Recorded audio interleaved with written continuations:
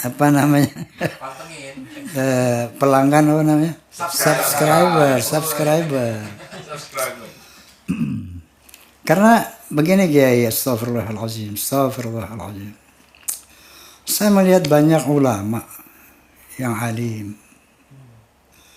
Banyak ulama yang namanya bahkan menasional. Astagfirullahaladzim, nun sewu. Ini kok tidak berani mengatakan yang kata Allah Subhanahu wa taala, wa tawassaw bil haqq wa tawassaw bis sabr. Astagfirullahaladzim. Saya bisa mengatakan begitu kepada kiai karena saya melihat bahwa loh kok saya ngomong terus iki. Enggak apa-apa, Bang. Enggak apa-apa ya. Kiai, monggo. Maksud saya begini. Maka saya merasa bersyukur sekali kepada Allah Subhanahu wa taala.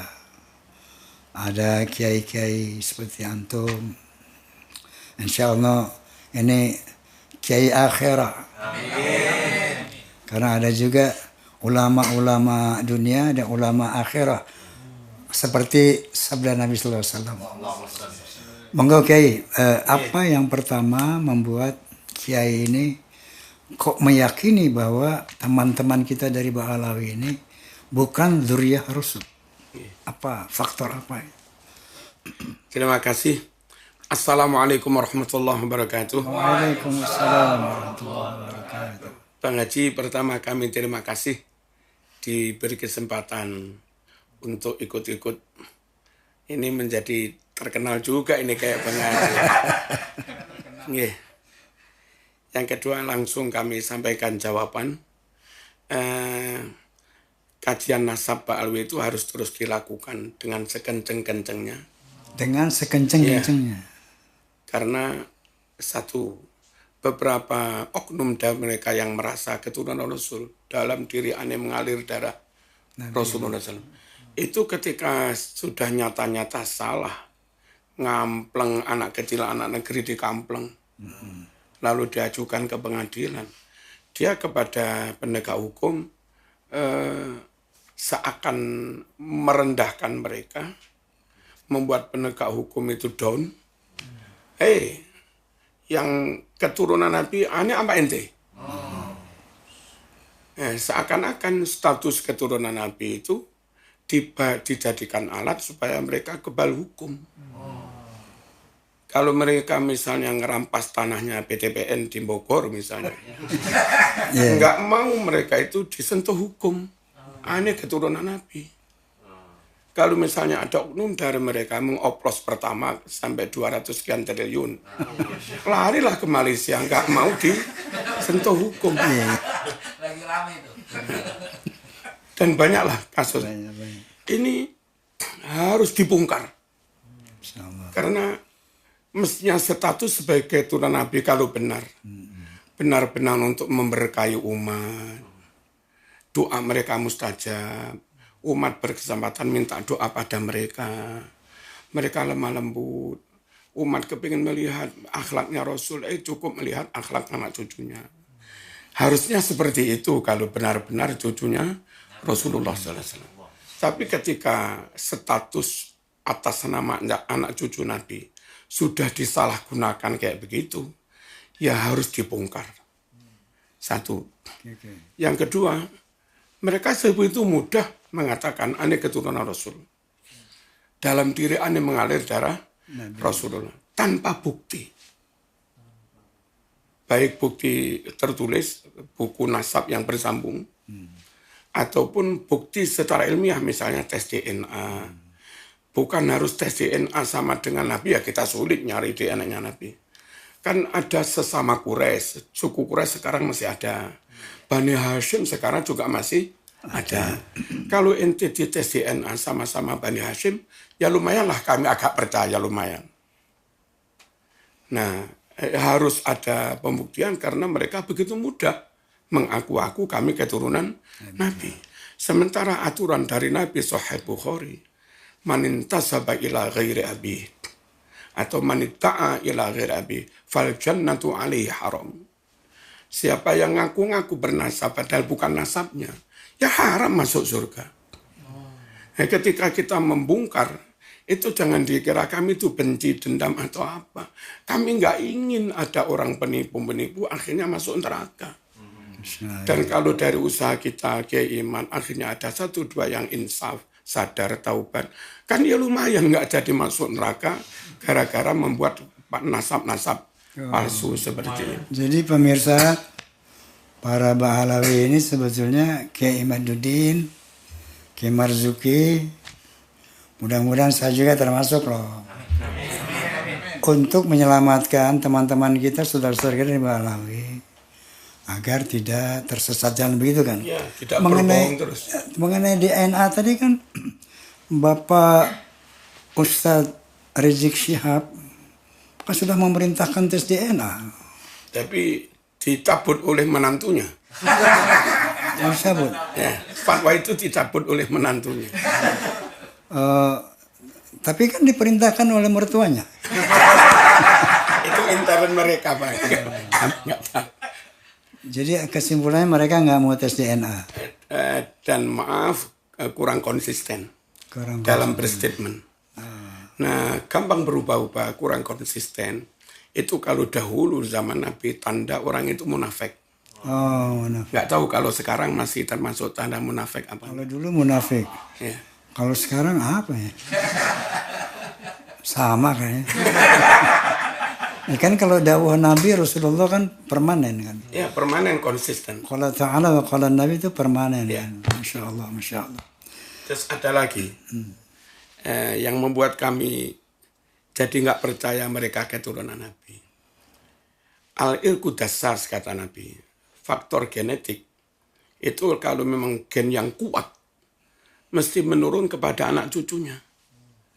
Wali Songo yang luar biasa. Atau kalau keturunan Jawa, raja-raja Jawa dari Ndoho. Lalu Ndoho pindah ke Singosari. Lalu Singosari pindah ke Majapahit. Lalu ada Brawijaya. Itu di Jawa gen yang top-top. Ternyata setelah anak cucu mereka masuk Islam, jadi ulama besar-besar juga. Nah, ini mereka ngaku dapat gen dari Rasulullah SAW yang harusnya luar biasa. Dari gen Rasulullah itu muncul semisal kayak Syekh Abdul Qadir Al-Jilani, luar biasa. Dan saya yakin termasuk Wali Songo, luar biasa. Ini orang ngaku gennya Rasulullah, terus secara karakter nggak masuk sama sekali. Nabi lapang dada, mereka ngamuan. Nabi Fatonah cerdas luar biasa, mereka agak bodoh-bodoh. Tapi kan lebih baik Habib yang bodoh daripada 70 ulama. Nggak ada dalilnya. Terus. Jadi dari situ karakternya nggak masuk, maka kami nggak bisa percaya. Oke. Kecuali kalau orang awam, kadang karakter anak orang tua berubah-ubah beda-beda, namanya orang awam. Secara genetik nggak terlalu kuat. Tapi kalau orang secara genetik terlalu kuat, kami di pendidikan, faktor hereditas itu pengaruhnya dalam membangun karakter anak didik 80% atau 75%. Baru selebihnya faktor ikhtiar, lingkungan, kurikulum, dan sebagainya. Nah, ini mereka nggak masuk karakter. Kemudian yang membuat kami sulit percaya juga kepada mereka, itu kitab nasab, catatan nasab itu harusnya bersambung. Misalnya kami ada kumpulan keluarga reuni dari Mbah Yud kami itu tercatat semua sekitar 300-an anak cucu ini. Nanti kan tahun depan ada yang lahir, 5 tahun lagi ada yang lahir, 10 tahun lagi ada yang lahir lagi. Maka dalam waktu kira-kira 25 tahun, 30 tahun sudah harus diupdate lagi. Sebab banyak anak cucu yang lahir. Nah, catatan nasab yang ditulis baru itu nggak boleh beda dengan yang lama. Sifatnya hanya nambah yang baru lahir, nggak boleh beda. Dan masing-masing bani harus tanda tangan. Nanti jarak 30 tahun lagi dibikin begitu lagi. Sampai ratusan tahun. Kalau punya bukti seperti itu ya kita percaya. Tapi masalahnya sejak Ahmad bin Isa yang ketika itu dicatat hanya punya anak 3, abad 4, abad 5 tetap anaknya 3, abad 6 tetap anaknya 3, abad 8 tetap anaknya 3. Baru ketika abad 9 Ali Asakron katanya berdasar mimpi nulis kitab nasab keturunannya Ahmad bin Isa. Tahu-tahu Ahmad bin Isa punya anak 4. Ditambah 1 Ubaidillah. Ini Melalui mimpi. nah, nama orang nggak tercatat selama 500 tahun.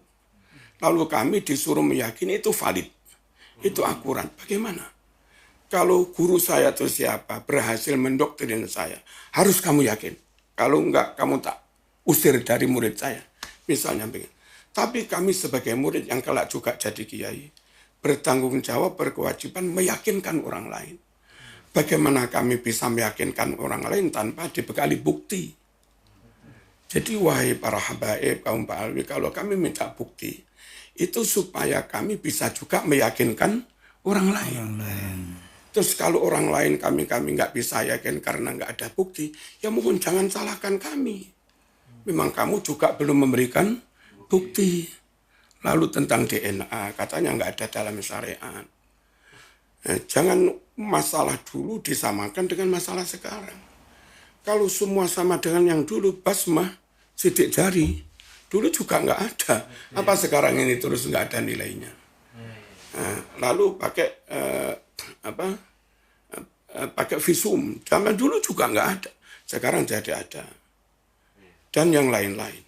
Kalau ilmu-ilmu kimia baru ini terus kita abaikan semua, ya Islam ditinggalkan orang lain yang semakin ilmiah, semakin modern. Lalu misalnya maaf, Bang Haji punya cucu, saya punya cucu. Ini punya cucu, 5 orang itu punya cucu di rumah sakit yang sama, melahirkan di waktu yang hampir sama. Bayi-bayi ini ditaruh di box-box, kan diberi nama, Bang. Nah, belum sempat diberi nama, terjadi gempa. Nggak karu-karuan. Tentu yang dipilih orang nggak memasang nama dulu ya. Ambil aja diselamatkan. Usai gempa, rame ini. Ini anaknya siapa? Anaknya siapa? Orang pinter, yang paling ganteng anak saya, kan begitu. Kan kacau begitu. Maka hakimnya pakai tes DNA. Kalau orang menolak pakai tes DNA, terus begini solusinya kayak apa? Solusi hukumnya. Atau ada mutilasi, 5 orang dimutilasi. Potong semua. Setelah ketemu organ ini dimandikan, lalu ketika dikafani dimasukkan ke peti, ini nggak boleh beda-beda. Jadi kalau peti A, kepalanya fulan, tangannya juga harus fulan, badannya harus fulan, kakinya harus fulan, nggak boleh beda-beda. Ini bagaimana cara kita atau Pak Polisi memastikan ini kaki ini identik dengan ini, harus pakai tes DNA. Aneh kalau zaman segini masih ada orang nolak tes DNA. Makanya benar tuh Muhammad Rizik Syihab. Ayo tes DNA gitu kan. Jadi menantunya salah. Jadi dia sendiri nggak mau tes DNA. Kiai, Masya Allah. Ini ada yang menarik tadi. Kiai bilang genetik itu menunjukkan sifat-sifat yang primer dari keturunan ini. Menurun. Seperti ibarat pepatah lama mengatakan buah jatuh tidak jauh dari pohonnya. Masya Allah. Nah baik, itu yang menyebabkan Kiai Marzuki Mustamar tidak percaya ya, dengan bahwa teman-teman kita Ba'alawi ini bukan dzurriyyah Nabi Sallallahu Alaihi Wasallam. Karena nggak ada bukti. Tidak ada bukti selama 500 tahun. 500 tahun. Tes DNA juga nggak ada. Nggak ada. Karakter juga beda. Karakter beda. Lalu maaf, ketakwaannya juga jauh. Fatonah kealimannya juga jauh. Ya. Kemudian rentang waktu. Orang Mojokerto itu dari Majapahit. Sekarang jaraknya mentok 700 tahun. hanya 700 tahun itu orang Mojokerto sudah nggak bisa memastikan ane keturunan Majapahit, ane keturunan Raja Brawijaya, Hayam Wuruk, sudah nggak bisa. Padahal masih 700 tahun. Sementara zaman sekarang sampai Nabi 1447 tahun. Kok begitu gampang orang mengatakan ane keturunan Rasulullah? 1400 tahun lebih. Terus diminta bukti nggak mau.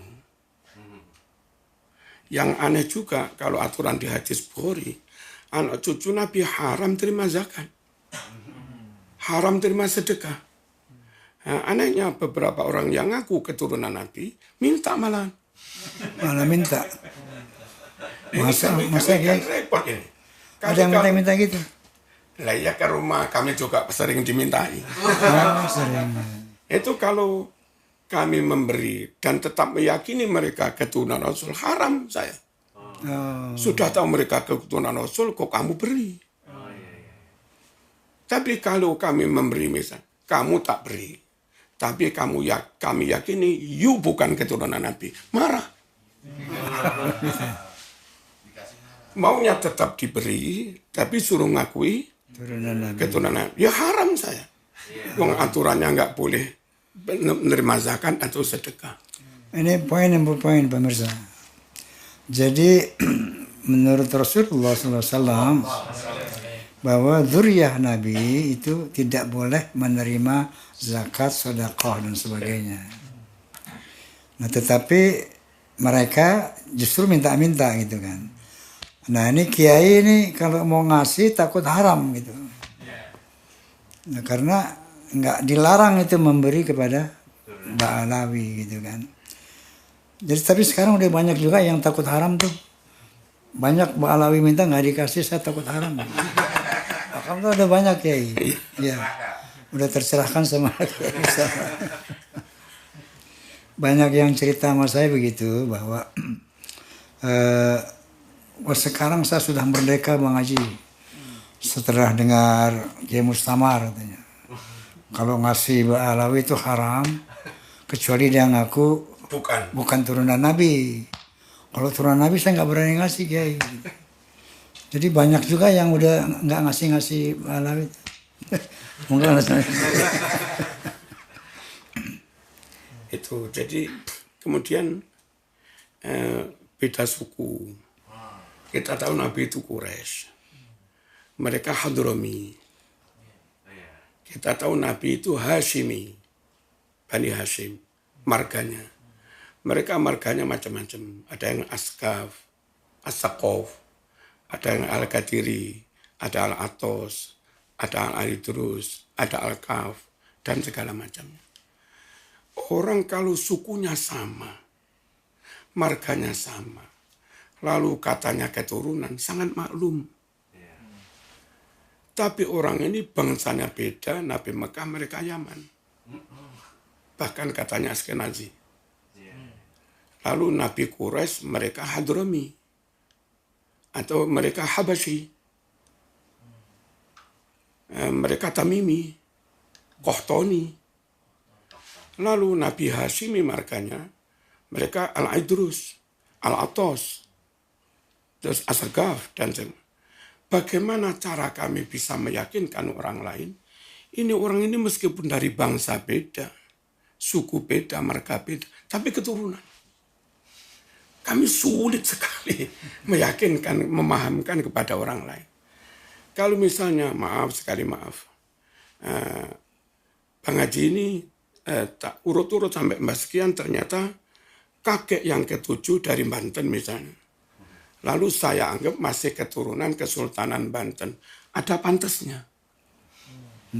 Tapi kalau ada orang Papua, suku Asmat, ngaku keturunan Kesultanan Banten, itu cara kami memahami bagaimana. Orang Jogja, orangnya santun, berperadaban, wibawa, yang laki-laki ganteng, yang perempuan cantik. Katanya keturunan Hamengkubuwono, pantaslah. Karakternya sama, sukunya sama. Ini orang Papua ngaku keturunan Hamengkubuwono. Kalau orang sama-sama Quraisy, ada bukti DNA-nya Quraisy. Lalu lebih spesifik lagi dia Hashimi. Terus dia alim, fatona. Akhlaknya luar biasa, komitmennya, integritasnya luar biasa. Takwa Allahnya luar biasa. Wibawa, mewarisi wibawa kakeknya. Katanya keturunan Nabi. Ya kami nggak repot-repot nyari bukti, mudah percaya. Betul. Tapi orang ini, Nabi Mekah mereka Yaman. Nabi Quraisy mereka bukan Quraisy. Nabi Hashimi mereka bukan Bani Hashim. Karakternya nggak masuk juga. Lalu katanya keturunan. Terus bagaimana cara kami bisa percaya? Tapi Kiai, terakhir ini mereka mengaku Nabi itu orang Yaman katanya. Iya ada. Katanya Nabi itu Yaman. kakeknya Nabi, yakni Nabi Ismail, pernah nikah dengan orang Jurhum. Jurhum itu bukan Yaman. Orang penduduk asli Mekah itu namanya Jurhum. Hadis Bukhari menyebutnya Jurhum. Itu pun karena karakternya nggak baik. Suruh pisah. Pas Nabi Ibrahim rawuh, nah ganti palang pintunya, maksudnya suruh ganti istri. Nggak punya anak. Jadi andai klaim mereka benar bahwa Jurhum itu Yaman, itu nggak punya anak. Nikah lagi yang kedua dari orang Mesir, barulah punya anak.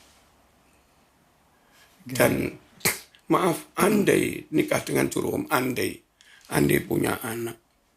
Kenapa Nabi Muhammad nggak disebut Al-Babili? Karena dia keturunan Ismail bin Ibrahim dari Babil. Harusnya lebih disebut Babili, jalur laki-laki. Kok malah disebut Al-Yamani? Nah, mohon mereka fair juga.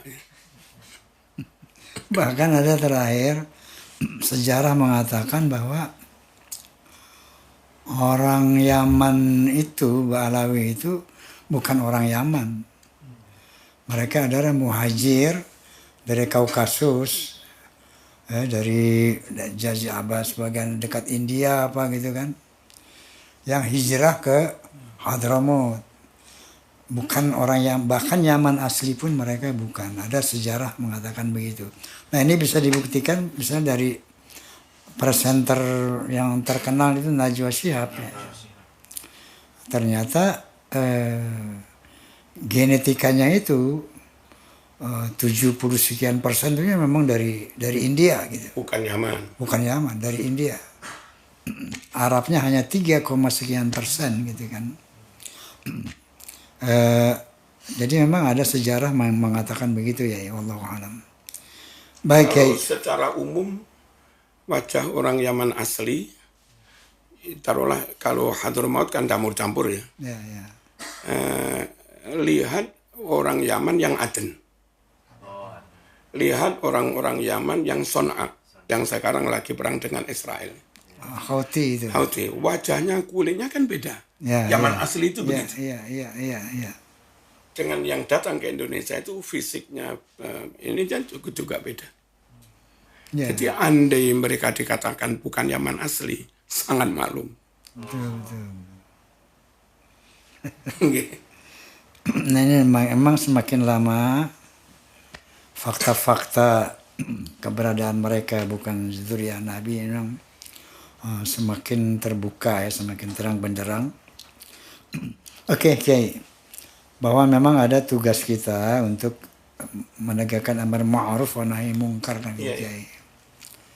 Bahwa kemungkaran Ba'alawi ini memang sudah terang benderang di kalangan umat, seperti bagaimana mereka melakukan kesyirikan ya, untuk meminta kepada foto Umar Mukhdar, kemudian minta kepada kuburan. Kalau ditanya di alam kubur siapa Tuhanmu? Man rabbuka? Abdullah bin Al-Haddad. Nah ini kan kemusyrikan yang jelas ini. Artinya memang penegakan amar ma'ruf nahi mungkar ini memang harus terus dilakukan dalam konteks mereka ini. Kalau enggak memang umat Islam ini akan tersesat dan berdosa semua kita ini. Nah lalu apa Kiai kira-kira kiat-kiat atau konsep-konsep di samping Kiai Maduddin menyebarkan kitab-kitabnya. Ya. Apa himbauan Kiai? Khususnya kepada para banyak guru-guru kita, ulama-ulama kita yang punya kapasitas nasional bahkan ya. Bahkan mendukung mereka tanpa dalil gitu ya. Kalau saya lihat tanpa dalil. Kalaupun ada dalil, mereka acuannya terhadap kepada kitab-kitab Ba'alawi. Ada seperti itu. Iya. Jadi merujukan mereka kepada kitab Ba'alawi tanpa mau menoleh kepada tesis Kiai Imad ya, sebagai Atau langsung lah misalnya browsing melihat kitab nasab asli yang ada di Yaman. Kan ada di YouTube juga. ya, Atau browsing membaca kitab nasab yang diunggah oleh nasabah Maroko misalnya. Harusnya Kiai membaca itu juga. Jangan hanya membaca satu versi. ya, ya. Ya, kalau menurut kami, pertama menyelamatkan umat dari kemusyrikan, dari kemungkaran, dari kesesatan, dari halu khurafat, hukumnya wajib. Lalu menyelamatkan negara supaya tetap menjadi milik warga Indonesia, itu hukumnya wajib. Jangan sampai suatu saat anak bangsa itu kehilangan alat klaim bahwa tanah air itu milik mereka. Kasihan mereka nanti akan menjadi budak di negeri sendiri. Dan kita nggak mau anak cucu kami 100 tahun ke depan akan kerepotan hidup di Indonesia ini. Maka dari sekarang harus kita pastikan bahwa asli penghuni negeri ini kaum ini loh. Yang hidungnya kayak begini loh. Kayak begini ya. Ya, kata Nabi dalam hadis Bukhari, man ammaro ardon. Kata Nabi, juga riwayat lain, man ahya ardon mayyitatan. Siapa yang mendiami wilayah kosong, nggak bertuan, fahuwa ahaqqu biha min ghairi. Maka dia lebih berhak atas wilayah itu daripada orang lain. Dahulu entah berapa ribu tahun yang lalu ketika tanah Jawa kosong, tanah Sumatera kosong, ada kaum bangsa begini entah dari mana Allah mendatangkan, datang ke sini. Lalu katanya orang menyebut mereka Palailo Javanesus, Pithecanthropus electrus, dan segala macamnya itu. Ya, Wajakensis, ya. Nah, kata Nabi, siapa yang mendiami suatu wilayah, menggarap, membabat, dia yang lebih berhak. Lalu ketika mereka mati, yang berhak anak cucunya. Setelah ribuan tahun, anak cucu itu jadi bangsa. Ketika bangsa ini mendirikan negara, maka negara ini wilayah, dia milik anak cucu mereka itu. Yakni kita kaum pesek-pesek ini. Tapi mereka bilang Kiai, Jawa bintu Tarim, Indonesia milik Aulia Tarim. Nah, klaim itu didasarkan apa? Kalau mereka benar-benar pegang hadis. Itu kuburan-kuburan palsu itu. Makanya tujuan buat kuburan-kuburan itu Biar seakan ada bukti. ada bukti Nenek bahwa kami datang lebih dulu. iya, seperti itu. Tujuan kan begitu. Kali gitu ya. Nah, Itu nggak bisa. Nah, kami bangsa kayak begini yang alhamdulillah mayoritas Islam, kita yang bangsa begini ini, mayoritas Islam dan Ahlussunnah wal Jamaah. Jadi mereka Islam lah, tapi yang Suriah banyak Islam tapi agak Syiah dan partainya komunis. Lalu Iran banyak Muslim tapi banyak Syiah. Lalu Afghanistan banyak Muslim tapi Al-Qaeda. Lalu Saudi dan sekitarnya banyak Muslim tapi banyak Salafi Wahabi. Lalu Mesir banyak Ikhwan. Lalu Yordan banyak Hizbut Tahrir. Lalu Yaman Utara Wahabi. Yaman Selatan Syiah Zaidiyah. Nah, kaum bangsa begini ini mayoritas Islam dan Ahlussunnah wal Jamaah. Kalau kita nggak jaga ini bodoh amat. Menurut Nabi, tanah ini milik nenek moyang kita. Meskipun ada menteri bilang nenek moyangmu nggak bisa bikin tanah. Ada kan menteri begitu? ayah bilang apa? Bilang apa Kiai? Memang nenek moyangmu yang bikin tanah. Oh, iya. Menteri Muhyiddin. Iya, iya. Tapi kita ikut sabda Nabi bahwa tanah ini milik yang babat. Lalu ketika yang babat itu wafat, milik anak cucunya. Ketika anak cucu jutaan jadi bangsa, ya milik bangsa yang bangsa begini. Ini menurut hadis Bukhari milik kita dan harus kita jaga. Ditambah lagi kebetulan kita rata-rata muslim, ahlu sunnah wal jamaah, lebih wajib lagi kita menjaga.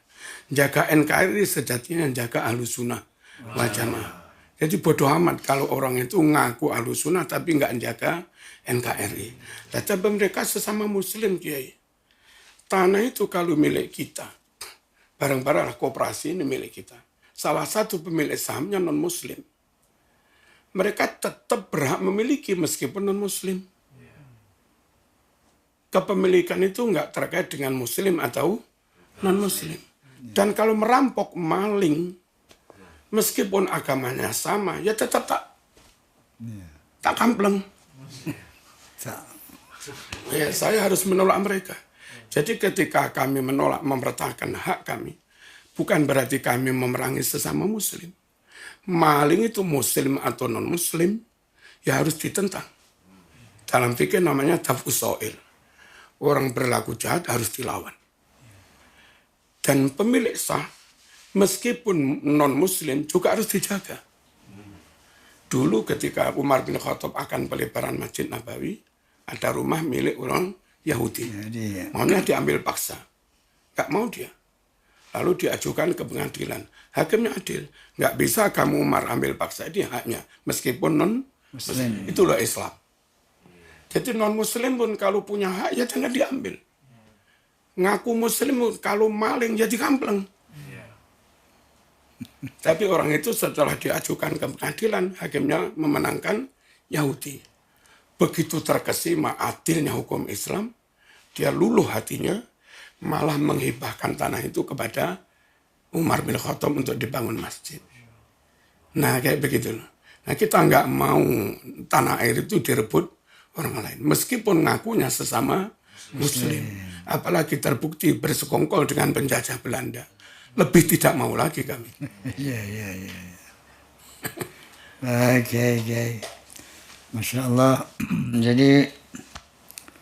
Jadi penjelasan Kiai tadi bahwa pertama mereka bukan zuriyah Nabi itu sahih, terbukti secara genetika, terbukti secara karakter, terbukti secara sejarah, secara filologi. Nah kemudian muncullah kewajiban. Karena tujuan mereka ternyata memang berbahaya, mengglorifikasi kelompok mereka sehingga kita menjadi budak-budak mereka. Ya.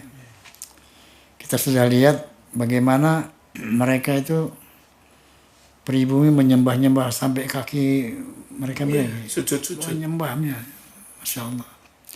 Kemudian kemusyrikan yang disebarkan juga luar biasa. Jadi memang kewajiban untuk nahi mungkar terhadap mereka ini sudah sangat mutlak sekali. Kalau tidak, akan hancurlah akidah umat Islam, akan lenyaplah bangsa Indonesia sebagai Indonesia.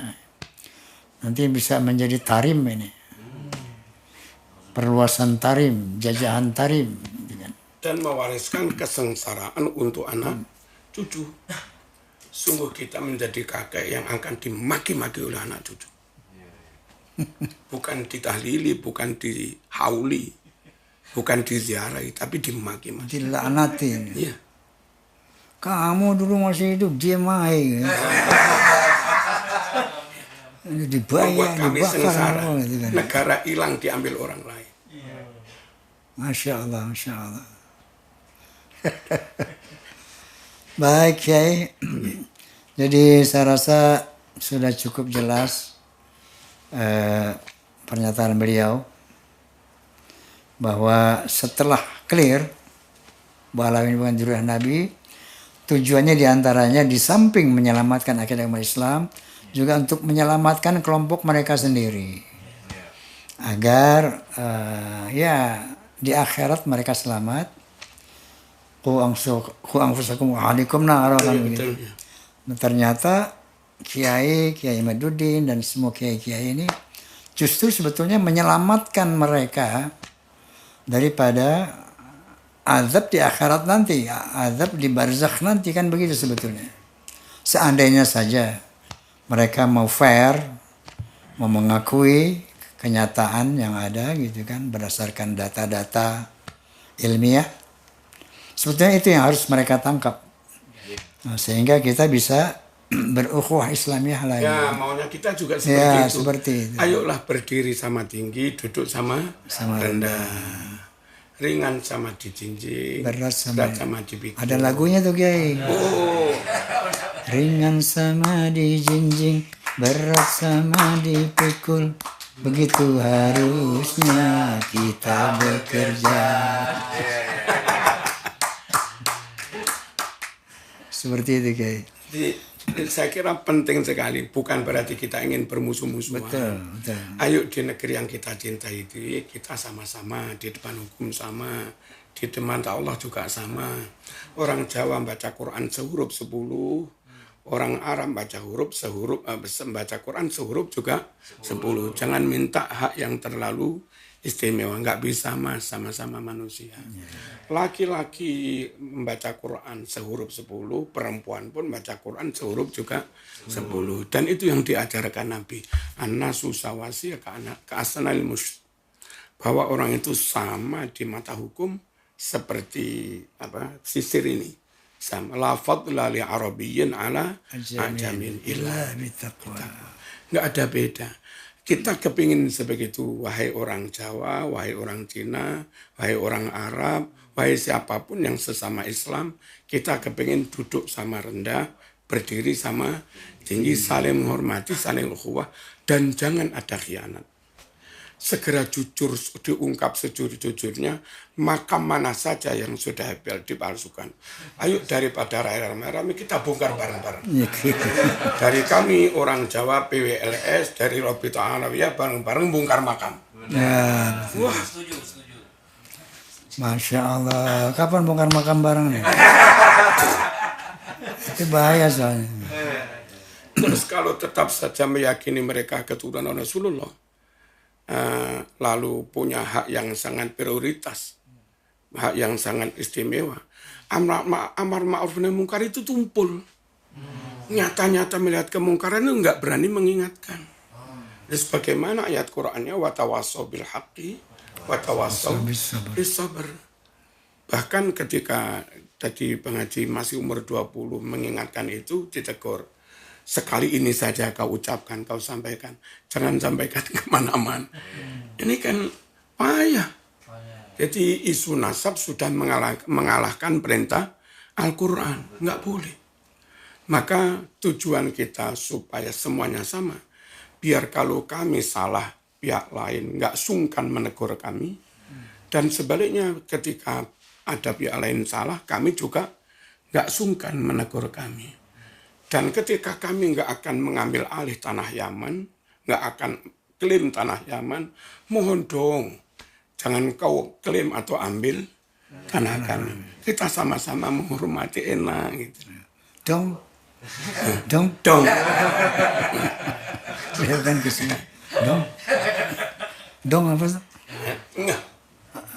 Nggak apa belum? Mungkin udah selesai. Dong.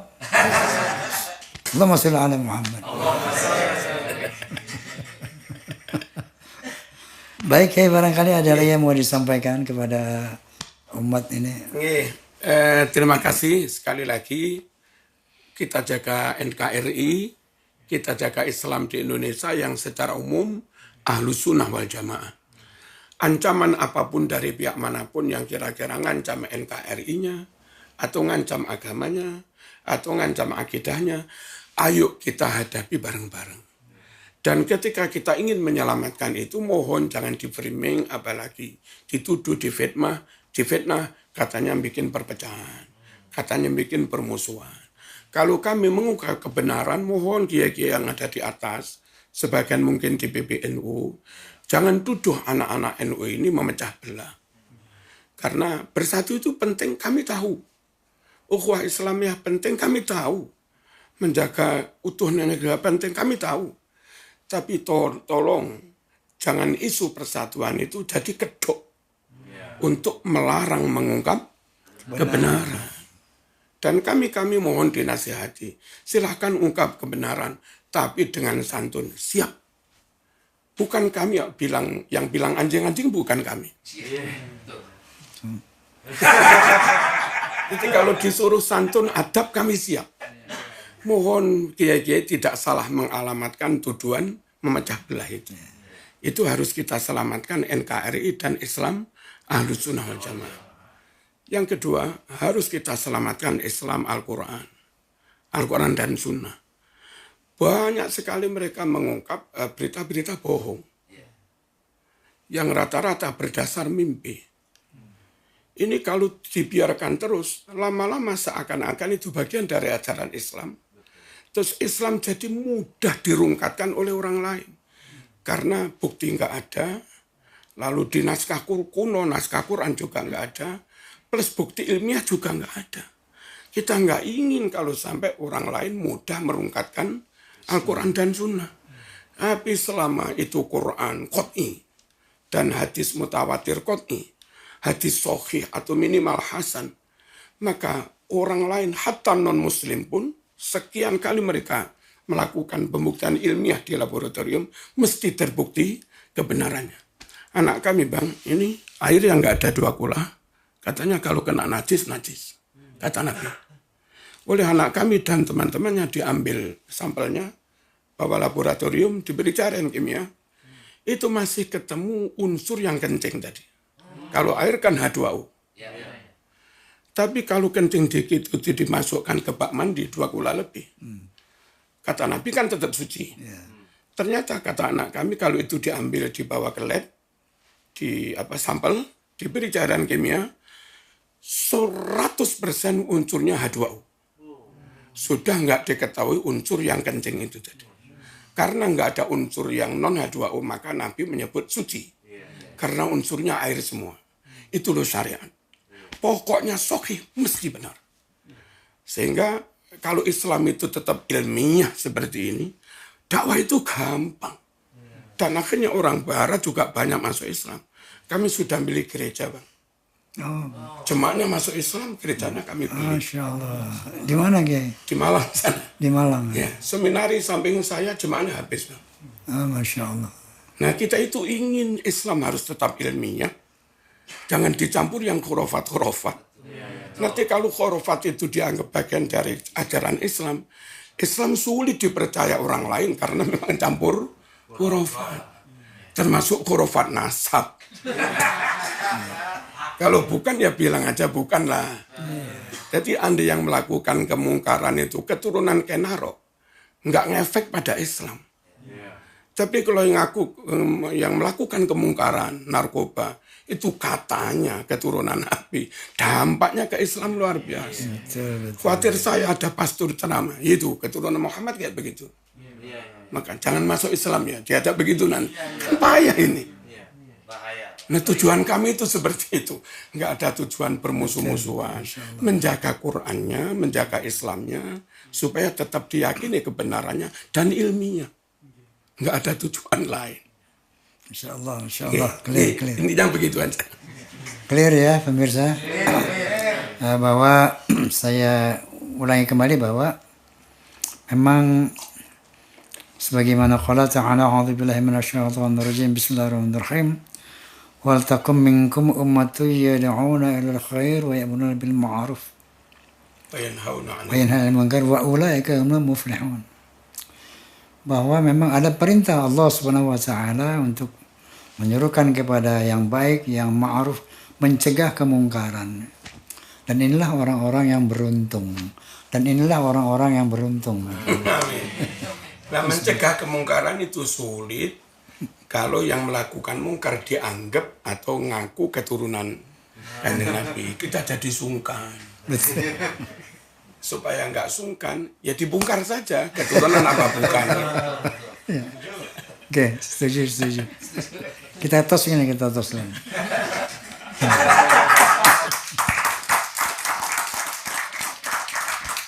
Baik, pemirsa, Pak Kiai, kita telah berbincang-bincang asik bareng Roma. Mudah-mudahan bisa mencerahkan pemirsa dan tetap tegakkan ukhuwah Islamiyah dengan goal agar bisa terjalin ukhuwah Islamiyah. Itu harapan kita ya. Jadi apapun ud'u ila sabili rabbik bil hikmah wal mau'izatil hasanah. Kiai.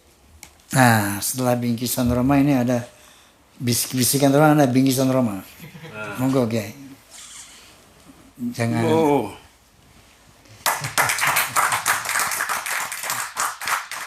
Ini pas kalau beliau nih biasa pakai sarung kan.